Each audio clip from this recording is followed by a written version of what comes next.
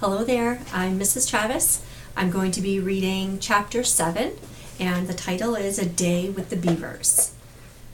While the two boys were whispering behind, both the girls suddenly cried, "Oh!" and stopped. "The robin!" cried Lucy. "The robin! It's flown away!" And so it had, right out of sight. "And now what are we to do?" said Edmund, giving Peter a look which was as much to say, "What did I tell you?" "Shh! Look!" said Susan. "What?" said Peter. "There's something moving among the trees over there to the left." They all stared as hard as they could, and no one felt very comfortable. "There it goes again," said Susan presently. "I saw it that time too," said Peter. "It's still there. It's just gone behind that big tree." "What is it?" asked Lucy, trying very hard not to sound nervous. "Whatever it is," said Peter, "it's dodging us. It's something that doesn't want to be seen." "Let's go home," said Susan. And then, though nobody said it out loud, everyone suddenly realized the same fact that Edmund had whispered to Peter at the end of the last chapter. They were lost. "What's it like?" said Lucy. It's a kind of animal," said Susan. And then, look, quick, there it is." They all saw it this time, a whiskered, furry face which had looked out at them from behind a tree. But this time it didn't immediately draw back. Instead, the animal put its paw against its mouth, just as humans put their finger on their lips when they are signaling you to be quiet. Then it disappeared again. The children all stood holding their breath. A moment later, the stranger came out from behind the tree, glanced all around as if it were afraid someone was watching, said "Hush," made signs to them to join it in the thicker bit of the wood where it was standing, and then once more disappeared.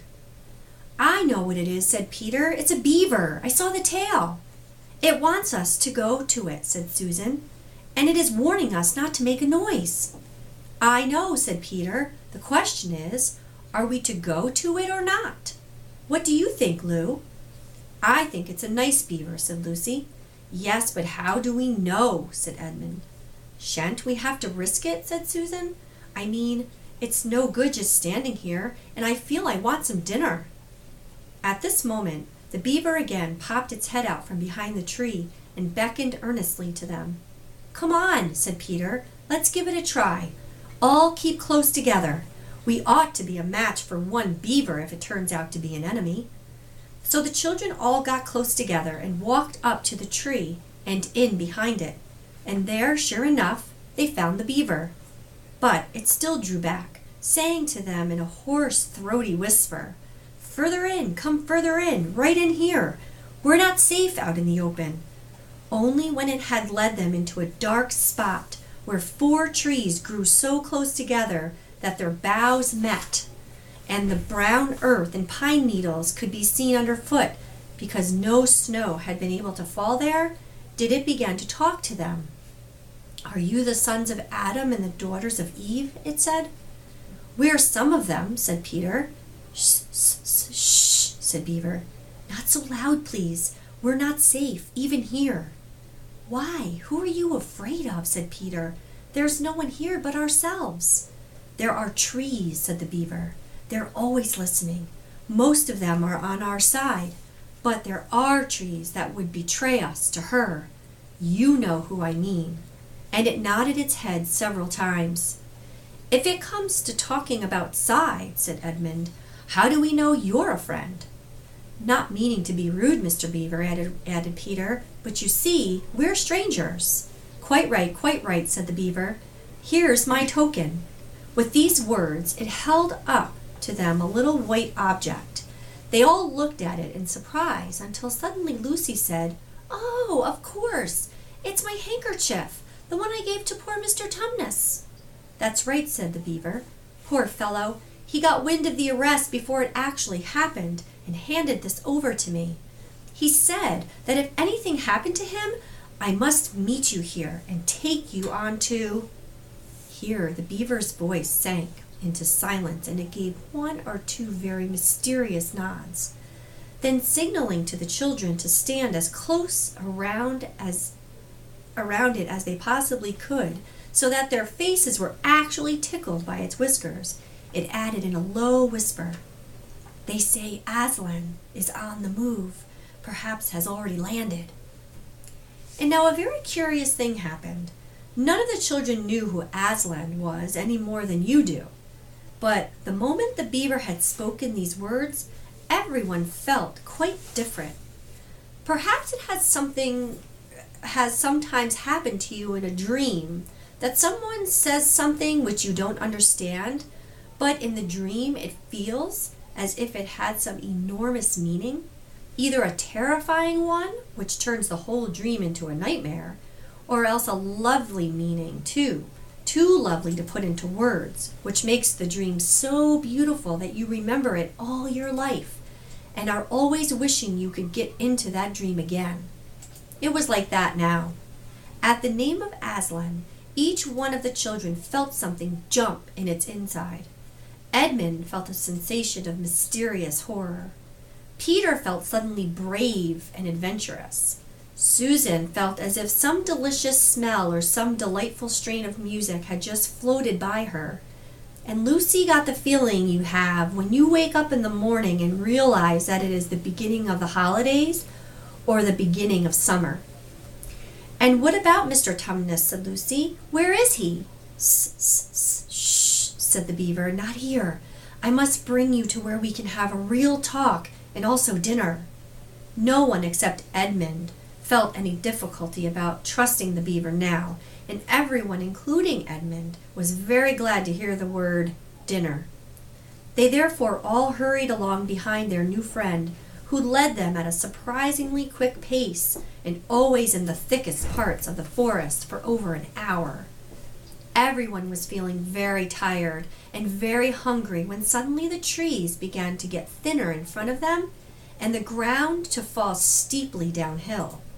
A minute later they came out under the open sky, the sun was still shining, and found themselves looking down on a fine sight. They were standing on the edge of a steep, narrow valley, at the bottom of which ran, at least it would have been running if it hadn't been frozen, a fairly large river.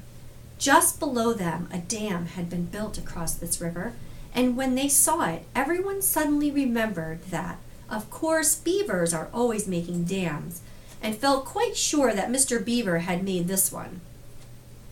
They also noticed that he now had a sort of modest expression on his face, the sort of look people have when you are visiting a garden they've made or reading a story they've written.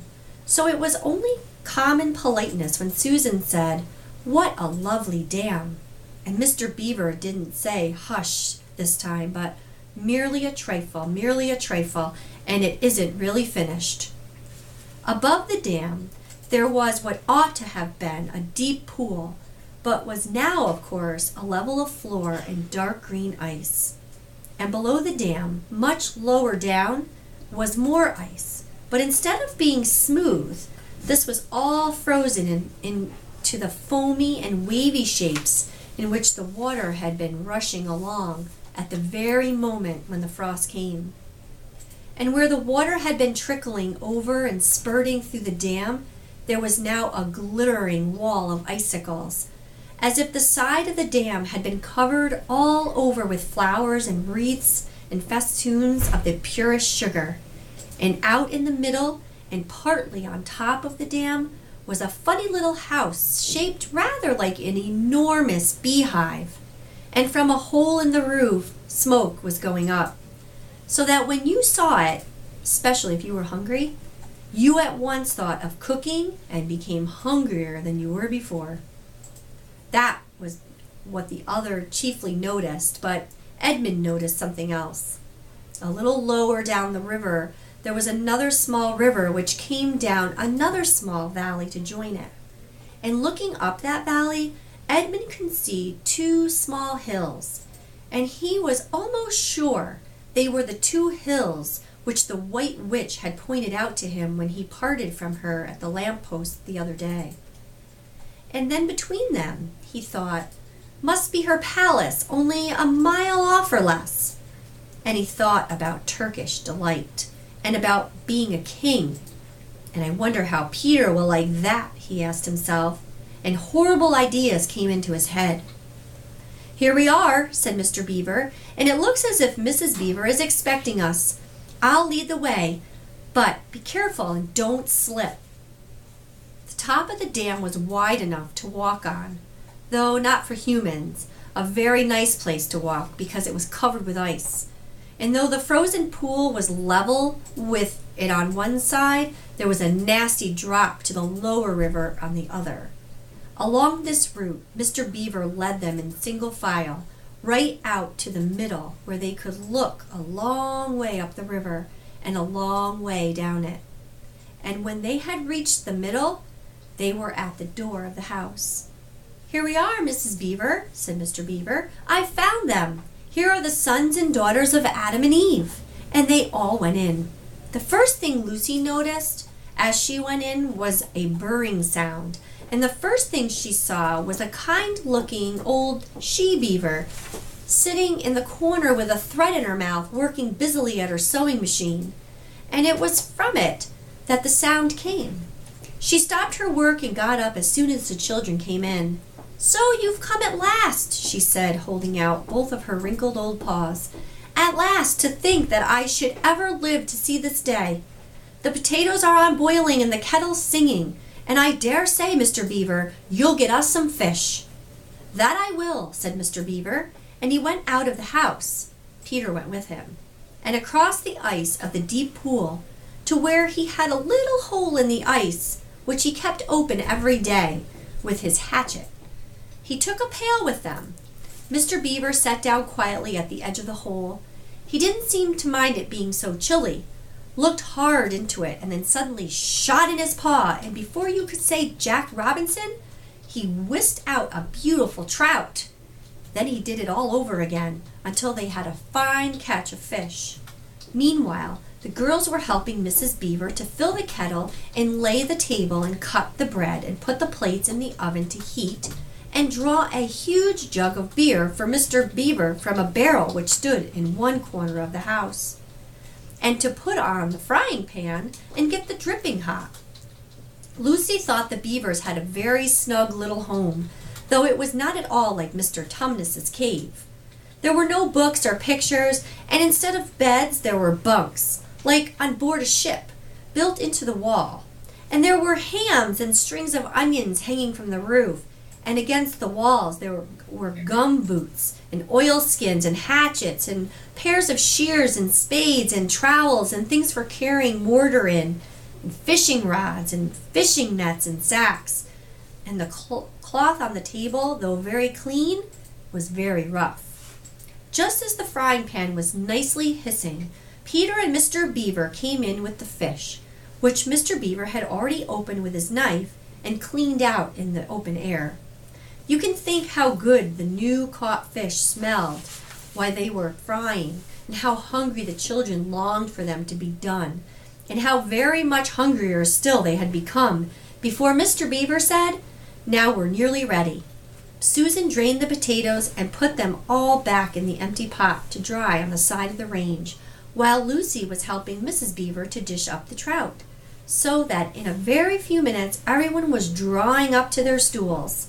It was all three-legged stools in the Beavers' house, except for Mrs. Beaver's own special rocking chair beside the fire, and preparing to enjoy themselves. There was a jug of creamy milk for the children. Mr. Beaver stuck to beer, and a great big lump of deep yellow butter in the middle of the table, from which everyone took as much as he wanted to go with his potatoes. And all the children thought, and I agree with them, that there's nothing to beat good freshwater fish if you eat it when it has been alive half an hour ago and has come out of the pan half a minute ago. And when they had finished the fish, Mrs. Beaver brought unexpectedly out of the oven a great and glorious sticky marmalade roll, steaming hot, and at the same time moved the kettle into the fire, so that when they had finished the marmalade roll, the tea was made and ready to be poured out. And when each person had got his or her cup of tea, each person shoved back his or her stool so as to be able to lean against the wall, and gave a long sigh of contentment. "And now," said Mr. Beaver, pushing away his empty beer mug and pulling his cup of tea toward him, "if you'll just wait till I've got my pipe lit up and going nicely, why, now we can get to business. It's snowing again," he added, cocking his eye at the window. "That's all the better, because it means we shan't have any visitors. And if anyone should be trying to follow you, why, he won't find any tracks."